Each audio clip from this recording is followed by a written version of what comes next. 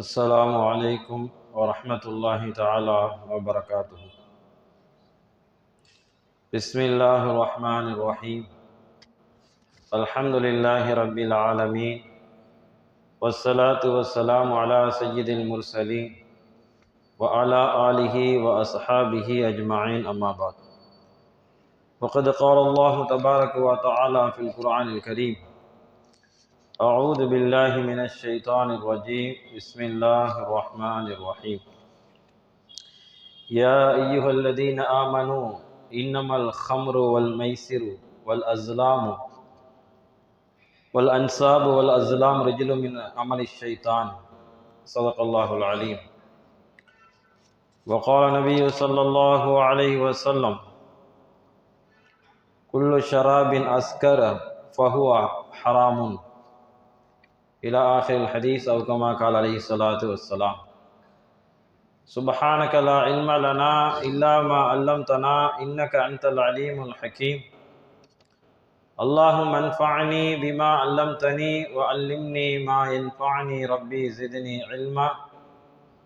ربنا رب ارحمهما كما ربياني صغيرا. ربي أدخلني مدخل صدق وأخرجني مخرج صدق واجعل لي من لدنك سلطانا نصيرا. اللهم صل على سيدنا محمد وعلى آل سيدنا محمد وبارك وسلم عليه. يا أول الأولين ويا آخر الآخرين، يا ذا القوة المتين، يا راحم المساكين، يا أرحم الراحمين. اللهم ارحمنا برحمتك يا أرحم الراحمين. எல்லா புகழும் அல்லாஹ் ஜல்ல ஷானுஹு தஆலாவுக்கே உரித்தாகட்டுமாக. எனது உயிரிலும் மேலான ஹஸரத் ரசூலுல்லாஹி ஸல்லல்லாஹு அலைஹி வஸல்லம் அன்னவர்களின் மீதும், அன்னவர்கள் அடிச்சுவற்றை சற்றும் அடிபரலாமல் பின்பற்றிய உத்தம சத்திய சஹாபாக்கள், தாபியீன்கள், தபா தாபியீன்கள், நாதாக்கள், சுஹதாக்கள், நல்லோர்கள், உலக முஸ்லிம்கள், குறிப்பாக நம் அனைவரின் மீதும் அல்லாஹுவின் அன்பும் அருளும் என்றென்றும் நின்று நிலவட்டுமாக. ஆமீன்.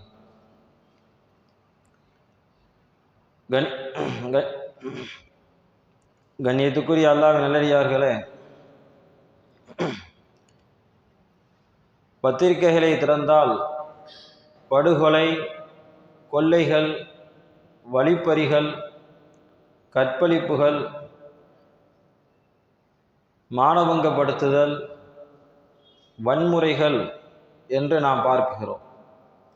இந்த செய்திகள் அதிகமாக வந்து கொண்டே இருக்கும். அந்த ஒவ்வொரு செய்திக்கும் பின்னாடியும் அதில் மிகப்பெரிய ஒரு தீமையாக மது பழக்க வழக்கம் என்ற ஒரு செய்தியும் இருக்கும். கார் விபத்துக்கு உள்ளானது, ஓட்டுநர் மது அருந்தி சென்று விட்டார். 2 வீட்டுக்கு மத்தியிலே தகராறு ஏற்பட்டது. அதில் மது அருந்திவிட்டு சண்டை போட்டிருக்கிறார்கள். மது அருந்திவிட்டு கொலை செய்திருக்கிறார். மது அருந்திவிட்டு கற்பழிப்பு, கொடுமை செய்திருக்கிறார் என்றெல்லாம் நாம் பத்திரிகைகள் பார்க்க முடிகிறது. ஆக மொத்தத்தில் ஒவ்வொரு தீமைக்கும் பின்னாடியும் மது என்ற மிக முக்கியமான ஒரு மிகப்பெரிய ஒரு தீமை இருந்து கொண்டே இருக்கிறது என்பதை நாம் அறிய முடிகிறது. சமீபத்தில் ஏற்பட்ட கள்ளச்சாராய மரணம் தமிழ்நாட்டையே உலுக்கி கொண்டிருக்கக்கூடிய ஒரு சூழ்நிலையை நாம் பார்க்கிறோம். கள்ளக்குறிச்சியில் ஏற்பட்ட அந்த கள்ளச்சாராய மரணம் கிட்டத்தட்ட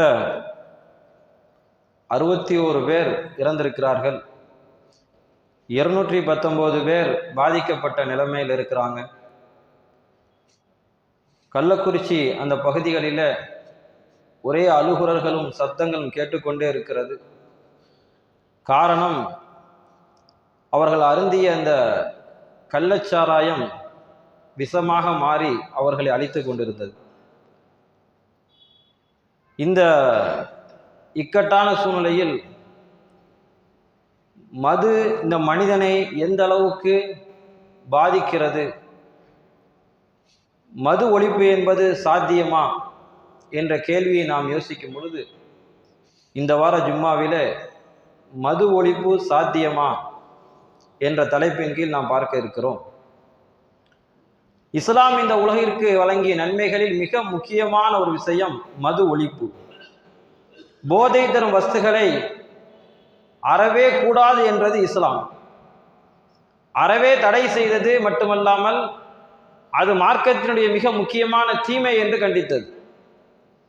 மதுவிற்கு எதிராக வெற்றி கண்ட ஒரே சமுதாயம் இஸ்லாம் மாத்திரம்தான். இந்த உலகத்தில் இருக்கக்கூடிய அத்தனை மதங்களும் மார்க்கங்களும் மதுவை தடை செய்யக்கூடிய அளவுக்கு போகவில்லை.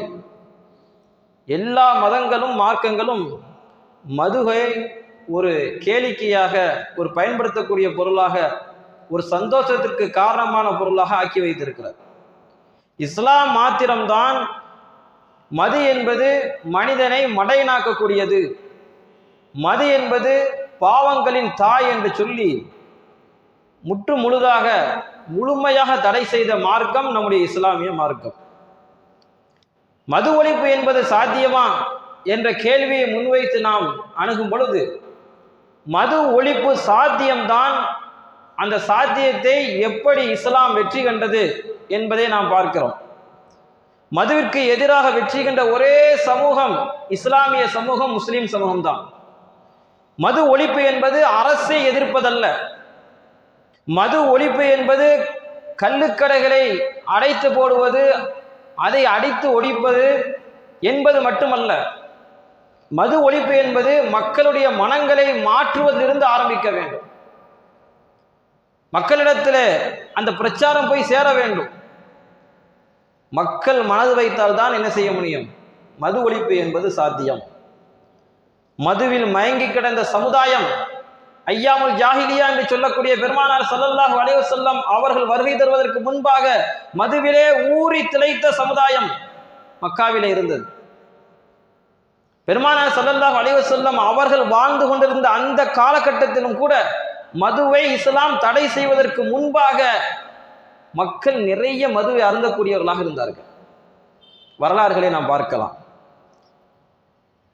இப்பொழுது இருக்கக்கூடிய சூழ்நிலையை விட வீடுகளில் வைத்து பீப்பாய்களாக வீடுகளிலே வைத்து எல்லா விசேஷங்களுக்கும் தினந்தோறும் மது அருந்தக்கூடிய பழக்கம் அரபியர்களிடத்தில் இருந்தது. அப்படிப்பட்ட சமுதாயத்தை இஸ்லாம் எப்படி மது விலக்கு, மது ஒழிப்பு என்ற ஒரு கட்டமைப்புக்குள் கொண்டு வந்தது என்று பார்க்கும் பொழுது குர்ஆன் பேசுகின்ற விஷயத்தை நாம் பார்க்கலாம்.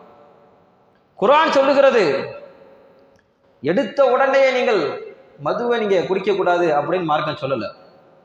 ஏனென்றால் அவர்கள் மதுவிலே மூழ்கி கிடந்தவர்கள். முதலாக ஆரம்பமாக இப்படி சஹாபா பெருமக்கள் கேட்டார்கள்.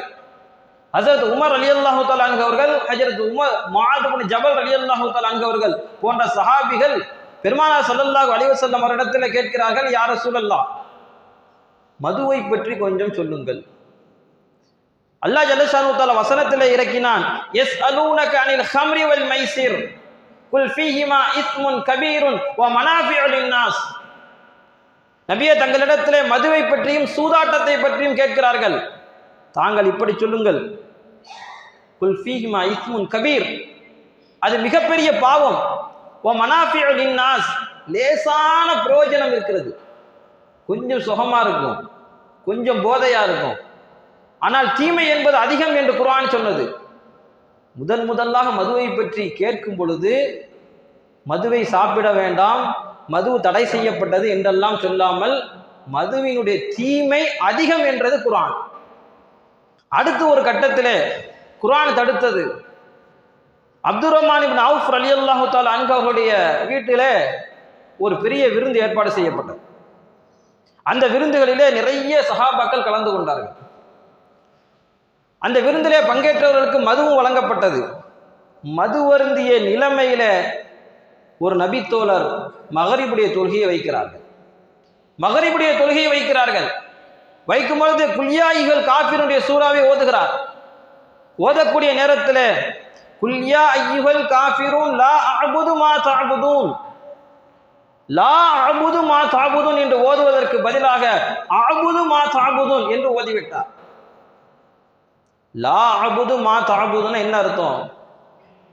நீங்கள் வணங்கக்கூடியவர்களை நாங்கள் வணங்க மாட்டோம் அப்படின்னு அர்த்தம். குர்ஆனுடைய வசனத்துக்கு பொருள், நீங்க எதை வணங்குகிறீர்களோ அதை நாங்கள் வணங்க மாட்டோம். அந்த லாவை எடுத்துட்டு அபுது மா தாபுதுன் என்று சொல்லும் பொழுது நீங்க எதை வணங்குகிறீர்களோ அதைத்தான் நாங்கள் வணங்குவோம் என்ற பொருள் வருகிறது. இப்பொழுது மகரிபுடைய தொழுகையிலே லா அபுது என்பதற்கு பதிலாக அபுது மா தாபுதுன் என்று ஓதிவிட்டார் மதுவினுடைய மயக்கத்தில். அந்த நேரத்தில் இது மிகப்பெரிய தவறாக உணரப்பட்டது.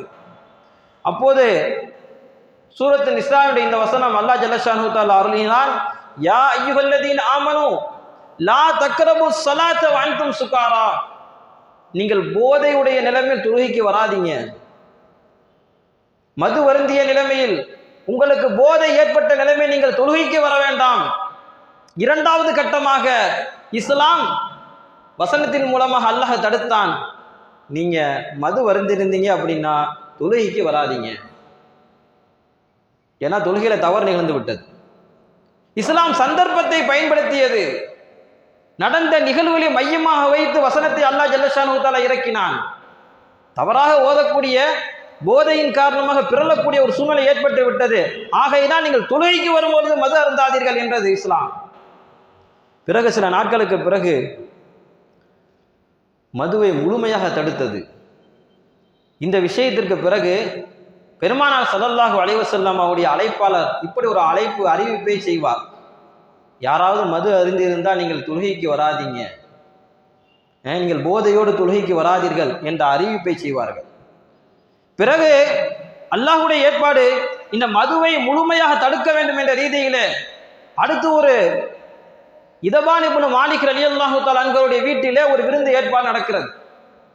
அந்த விருந்திலே மது அருந்திய தோழர்களில் ஸஅத் இப்னு அபி வக்காஸ் ரலியல்லாஹு தஆலா அன்ஹு அவர்கள் மது வருந்திய நிலைமையிலே ஒரு பாடலை பாடுகிறார்.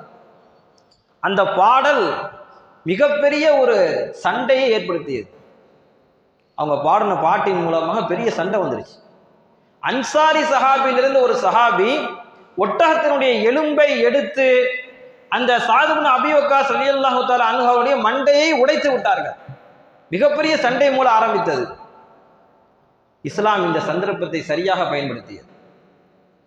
ஆகா, சண்டை ஏற்படுகிறது. அந்த நேரத்தில் அல்லாஹ் ஜல்லஷானு தஆலா வசனத்தை இறக்குனா, யா அய்யுஹல்லதீன ஆமனு இன்னமல் ஹம்ரு வல் மைசிரு வல் அன்சாபு வல் அஸ்லாம் ரிஜ்லும் மின் அமலி ஷைத்தான். ஈமான் கொண்ட விசுவாசிகளே, மது அருந்துதல், சூதாட்டம், கற்சிலைகளை வணங்குவது, அம்பு வைத்து குறிபார்ப்பது அத்தனையும் சைத்தானுடைய ஒரு தீங்கான ஒரு வேலையாக இருக்கிறது என்று அல்லாஹ் சொன்னான். முழுமை அல்லாஹ் என்ன செஞ்சான், நீங்க அது பக்கத்தே போகாதீங்கன்னு சொல்லிட்டான். கொஞ்சம் கொஞ்சமாக மதுவை ஒழித்து கடைசியாக மிகப்பெரிய சண்டை ஏற்பட்டதற்கு பிறகு அல்லாஹ் இப்படி ஒரு வசனத்தை இறக்கினான். அது சைத்தான் உங்களுக்கு மத்தியிலே பகைமை ஏற்படுத்தக்கூடிய விஷயம். வசனத்தில் அல்லாஹ் சொல்லுவான், இன்னமா யுரீது அன் யூகிய பைனகுமுல் அதாவத வல் பக்லா ஃபில் ஹம்ரி வல் மைசிரி வ யசுத்தகும் அன் திக்ரில்லாஹி வ அனிஸ் ஸலாம். உங்களுக்கு மத்தியிலே இந்த மதுவை கொண்டும் சூதாட்டத்தை கொண்டும் ஷைத்தான் பகைமையும் விரோதத்தையும் ஏற்படுத்துகிறான். அல்லாஹ்வுடைய திக்ரை விட்டும் அல்லாஹ்வுடைய தொழுகையை விட்டும் உங்களை தடுக்கிறான். பகல் அன்து முன்தகும், நீங்கள் விலகி கொள்ள வேண்டாமா? விலகிருங்க. முழுமையாக தடுக்கப்பட்டது, தடை உத்தரவு. நீங்கள் போதை அருந்தவே கூடாது, மது அருந்தவே கூடாது என்ற ஒரு வசனம் பிறப்பிக்கப்பட்டது. இப்படியாக மது ஒழிப்பிலே, மது விலக்கிலே வெற்றி கண்ட ஒரே ஒரு மார்க்கம் இஸ்லாமிய மார்க்கம். இன்னைக்கு நாம யோசிக்கிறோம், இப்படியெல்லாம் ஒரு காலம் இருந்தது. மதுவிலே ஊறி திளைத்திருந்த காலத்தில் பெருமானார் ஸல்லல்லாஹு அலைஹி வஸல்லம் அவர்கள் வந்து அந்த மதுவை தடுத்து அல்லாஹ்வும் அல்லாஹ்வுடைய தூதரும் ஸல்லல்லாஹு அலைஹி வஸல்லம் அவர்கள் மிகப்பெரிய ஒரு தாக்கத்தை ஏற்படுத்தியதற்கு பிறகும் கூட இன்றும் நம்முடைய சமுதாயத்திலே மது பிரியர்கள் இருந்து கொண்டிருப்பார்கள் என்பது வேதனையாக இருக்கிறது. இந்த சமுதாயத்தில் இந்த அளவுக்கு சொல்லப்படலை. ஒரே ஒரு வார்த்தை, ஹதீஸுடைய வார்த்தையை நாம் கவனிக்கிறோம். ஒரு மனிதன் மது அருந்தக்கூடிய நேரத்தில் அவன் முஃமினே கிடையாது என்கிறது ஹதீஸுடைய வாசகம். இப்படி யாரும் சொல்லியிருக்க முடியாது.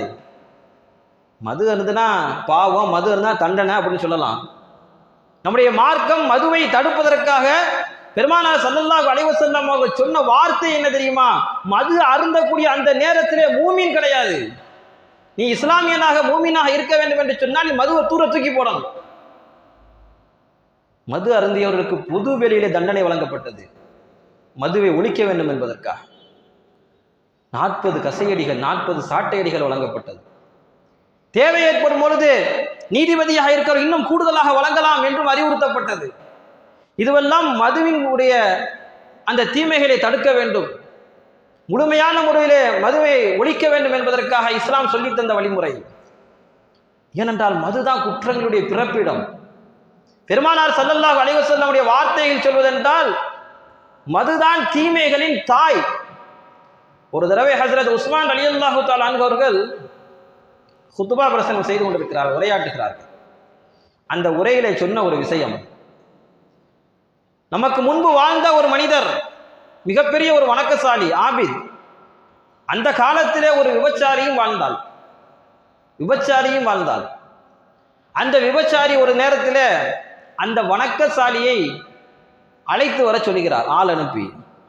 நான் இஸ்லாத்தை ஏற்றுக்கொள்கிறேன், என்னுடைய வீட்டுக்கு வந்து அந்த ஆபீத் அந்த வணக்கசாலி கலிமா சொல்லி தர வேண்டும். வீட்டுக்கு அழைக்கிறார். வீட்டுக்கு வருகிறார்கள். அந்த வணக்கசாலி அந்த விபச்சாரியுடைய பேச்சை நம்பி வீட்டுக்கு வருகிறார்கள். வீட்டுக்கு உள்ளே வந்தவுடன் விபச்சாரி கதவை தாளிட்டு மூடுகிறார். வீட்டு உள்ளே ஒரு குழந்தை இருக்கிறது, பக்கத்திலே மது பாட்டில் இருக்கிறது. இப்பொழுது அந்த விபச்சாரி சொன்னால், நான் உங்களை வர வைத்தது நான் கலிமா சொல்வதற்கல்ல, இஸ்லாத்தை ஏற்பதற்காக அல்ல. நீங்கள் இந்த 3 விதமான விஷயங்கள் ஏதாவது ஒன்றை செய்ய வேண்டும், அதற்குத்தான் உங்களை நான் அழைத்தேன். முதலாவது, நீங்கள் இந்த மதுவை அருந்த வேண்டும். இல்லை என்று சொன்னால் அந்த குழந்தையை கொல்ல வேண்டும். அப்படி இல்லை என்றால் என்னோடு நீங்கள் விபச்சாரம் புரிய வேண்டும். இந்த 3ல் எது பிரியமோ ஏதாவது ஒன்று நீங்கள் செய்யணும் கண்டிப்பா. இல்லை அப்படின்னா என் மீது நீங்கள் தவறாக நடந்து கொண்டீர்கள் என்று நான் பழி சுமர்த்தி விடுவேன். ஒரு இக்கட்டான சூழ்நிலை. இப்பொழுது அந்த ஆபீத் வணக்கசாரி முடிவெடுக்கிறார், விபச்சாரம் மிகப்பெரிய தீமை, ஒரு குழந்தையை கொல்வது மிகப்பெரிய பாவம், போனால் போய்விட்டு போகிறது, மதுதானே, இந்த மதுவை நாம் கொஞ்சம் அருந்தி விடலாம், அருந்திவிட்டு இதிலிருந்து வெளியேறி விடலாம் என்று நினைக்கிறார். இப்பொழுது அந்த ஆபீத் வணக்கசாலி அந்த மதுவை எடுத்து அருந்துகிறார். மதுவின் போதை தலைக்கு ஏறுகிறது. அந்த போதையில் அந்த குழந்தையை கொன்று விடுகிறார். அந்த பெண்ணோடு விபச்சாரம் புரிந்து விடுகிறார். முதல் தீமை மதுதான். மது உள்ளக்க போன உடனேயே போதையின் காரணமாக மற்ற 2 தீமை அவர் செய்து விடுகிறார். அந்த பெண்மணி ஏதாவது ஒரு தீமை தான் செய்யணும்னு சொன்னாங்க. ஆனால் மதுவினுடைய தீமை எல்லாத்தையும் இழுத்து கொண்டு வந்து விட்டது. பிறகு இதை சொல்லிவிட்ட உஸ்மான் ரலியல்லாஹு தஆலா அன்ஹு அவர்கள் சொன்னார்கள், மதுதான் பாவங்களின் தாயாக இருக்கிறது, நீங்கள் அதை விட்டும் தவிர்த்து கொள்ளுங்கள் என்றார்கள். மதுவில மருத்துவம் கிடையாது. சில பேர்கள் சொல்வார்கள், மது குடிப்பவர்கள் அதை நாங்கள் மருந்துக்காக குடிக்கிறோம், எங்களுக்கு உடல் வலி தெரியாது, கடுமையான வேலைகள் நாம் ஈடுபட்டு கொண்டிருக்கிறோம், அந்த வேலையினுடைய உடல் வலி போக்குவதற்காக நாங்கள் குடிக்கிறோம் என்று சொல்வார்கள். மார்க்கம் சொல்லித் தருகிறது, ஹராமிலே மருந்து கிடையாது, மதுவிலே மருந்து கிடையாது. பீர் குடிச்சா என்ன செய்யலாம், கொஞ்சம் உடம்புக்கு ராகத்தா இருக்கும். இல்லை வேற ஏதாவது பொருள் குடிச்சா கொஞ்சம் உடம்புக்கு இந்த நோய் நிவாரணம் கிடைக்கும். மதுவிலே அல்லாஹ் தடுக்கப்பட்ட விஷயத்திலே எந்த விதமான ஆரோக்கியமோ நோய் நிவாரணையே கிடையாது. இப்னு மஸ்ஊத் ரலியல்லாஹு தஆலா அன்ஹு சொல்வார்கள், அல்லாஹ் ஜல்லஷானு தஆலா உங்கள் மீது எதை ஹராமாக ஆக்கி இருக்கிறானோ அந்த ஹராமிலே ஷிஃபா என்பது கிடையாது. தாரிக் ரலியல்லாஹு தஆலா அன்ஹு அவர்கள் ஒரு தடவை பெருமானார் ஸல்லல்லாஹு அலைஹி வஸல்லம் அவரிடத்திலே சென்று, யா ரசூலல்லாஹ், எங்கள் பகுதியிலே திராட்சை தோட்டம் நிறைய இருக்கிறது, திராட்சை நிறைய விளைகிறது, அந்த திராட்சையிலிருந்து சில பானம் தயாரித்து, திராட்சையை புளிக்க வைத்து அதை சில பானம் தயாரித்து நாங்கள் சாப்பிடுகிறோம், அதை சாப்பிடலாமா என்று கேட்டார்கள். பெருமானார் ஸல்லல்லாஹு அலைஹி வஸல்லம் சொன்னார்கள், வேண்டாம், சாப்பிட வேண்டாம். மறுபடியும் கேட்டார்கள், வேண்டாம் என்றார்கள். மறுபடியும் கேட்டார்கள், வேண்டாம் என்றார்கள் ஸல்லல்லாஹு அலைஹி வஸல்லம் அவர்கள். பிறகு தாரிக் ரலியல்லாஹு தஆலா சொன்னாங்க, யா ரசூலல்லாஹ், அந்த இதை குடிக்கிறதுனால எங்களுக்கு கொஞ்சம் ஆரோக்கியமாக உணர்கிறோம், எங்களுக்கு சுறுசுறுப்பாக ஆரோக்கியமாக இருக்கிறது என்று சொன்ன நேரத்தில் பெருமானார் ஸல்லல்லாஹு அலைஹி வஸல்லம் அவர்கள் சொன்னார்கள், அது ஆரோக்கியம் அல்ல, நோய் என்று சொன்னார்கள். பார்ப்பதற்கு ஆரோக்கியமாக தெரியலாம், அது ஆரோக்கியம் அல்ல, நோய் என்று சொன்னார்கள் பெருமானார் ஸல்லல்லாஹு அலைஹி வஸல்லம் அவர்கள். இன்னைக்கு எனக்கு உடம்பு வலியா இருக்குது, எனக்கு நோய் நிவாரணியா இருக்குது என்று யாராவது மது அருந்தினால் மிகப்பெரிய தவறு. தைலமி ரஹ்மத்துல்லாஹி அலைஹி அவர்கள் ஒரு ஹதீஸிலே சொல்லுவார்கள், நான் நபி ஸல்லல்லாஹு அலைஹி வஸல்லம் அவரிடத்துல வந்து இப்படி கேட்டேன், அல்லாஹ்வின் தூதர் அவர்களே, எங்கள் ஊர் பகுதி மிகவும் குளிரானது, கடும் குளிர், சிம்லா காஷ்மீர் மாதிரி கடுமையான குளிர். அந்த குளிர் பிரதேசத்தில் நாங்கள் வசிக்கிறோம், நாங்கள் அதிகமாக உழைக்க வேண்டிய உழைப்பாளர்களாகவும் இருக்கிறோம். சோர்வின்றி உழைப்பதற்கு எங்களுக்கு இந்த கோதுமையிலிருந்து தயாரிக்கக்கூடிய எடுக்கக்கூடிய ஒரு விதமான பானத்தை நாங்கள் அருந்துகிறோம் என்று சொன்ன பொழுது பெருமானார் ஸல்லல்லாஹு அலைஹி வஸல்லம் அவர்கள் அடுத்த கேள்வி கேட்டார்கள், அதை குடிப்பதால் உங்களுக்கு போதை ஏற்படுகிறதா என்று கேட்கிறார்கள். அதை குடிப்பதால் உங்களுக்கு போதை ஏற்படுகிறதா என்று கேட்கிறார்கள். அப்பொழுது தைலமி ரலியல்லாஹு தஆலா, ஆமா போதை ஏற்படும். உடனே பெருமானார் ஸல்லல்லாஹு அலைஹி வஸல்லம் அவர்கள் அப்படியானால் அதை விட்டு விடுங்கள் என்றார்கள். மறுபடியும் தைலமி ரலியல்லாஹு தஆலா சொல்லுவார்கள், யா ரசூலுல்லாஹ், தொடர்ச்சியாக அவ குடிச்சுக்கிட்டே வர்றாங்க, மக்கள் அதை விட மறுக்கிறார்கள் என்று சொன்ன பொழுது பெருமானார் ஸல்லல்லாஹு அலைஹி வஸல்லம் அவர்கள், அவரோடு நீங்க சண்டை போடுங்கள், சண்டை போட்டு அதை நிப்பாட்டுங்க.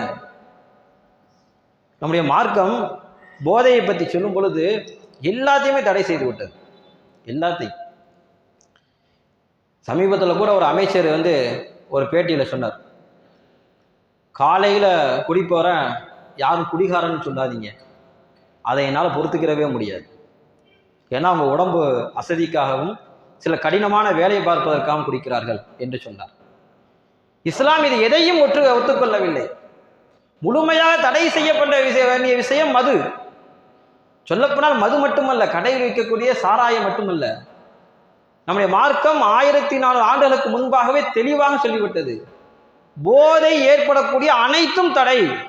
ஸல்லல்லாஹு அலைஹி வஸல்லம் ஹதீஸ்ல சொல்லுவாங்க, வகுல்லு ஷராபின் அஸ்கர ஃபஹுவ ஹராமுன், எந்தெந்த பானம் எல்லாம் உங்களுக்கு போதை தருகிறதோ அவை அனைத்தும் ஹராம்.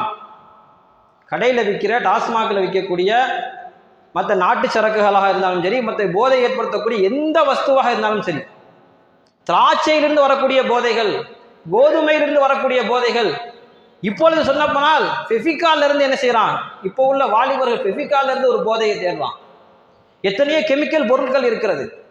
சமீபத்தில் அந்த கள்ளக்குறிச்சியில அந்த கள்ளச்சாராயத்தின் மூலமாக இறந்தவனுடைய விஷயங்களை பார்க்கும் பொழுது மெத்தனால் அப்படி சொல்லக்கூடிய ஒரு ஆல்கஹால், ஒரு வேதிப்பொருள் கலந்துதான் இறந்து போயிருக்கிறாங்க. இதுல ரெண்டு இருக்கு, எத்தனால் மெத்தனால். எத்தனால் மெத்தனால் அப்படிங்கிற ரெண்டு வகை. இந்த எத்தனால் அப்படிங்கிறது தான் டாஸ்மாகில் பயன்படுத்தக்கூடிய விஷயம். இந்த எத்தனால்ங்கிறது ஆல்கஹால் தான். இந்த வேதிப்பொருள் வந்து பழங்கள், தாவரங்கள்ல இருந்து எடுக்கிறாங்க. இந்த மெத்தனால் அப்படிங்கிறது மரப்பலகையிலிருந்து, மரத்திலிருந்து எடுக்கக்கூடிய பொருள். எத்தனால் கொஞ்சம் காஸ்ட்லியாக இருக்கும், மெத்தனால் கொஞ்சம் காசு குறைவு, விரைவாக போதை ஏற்படுத்தக்கூடியது.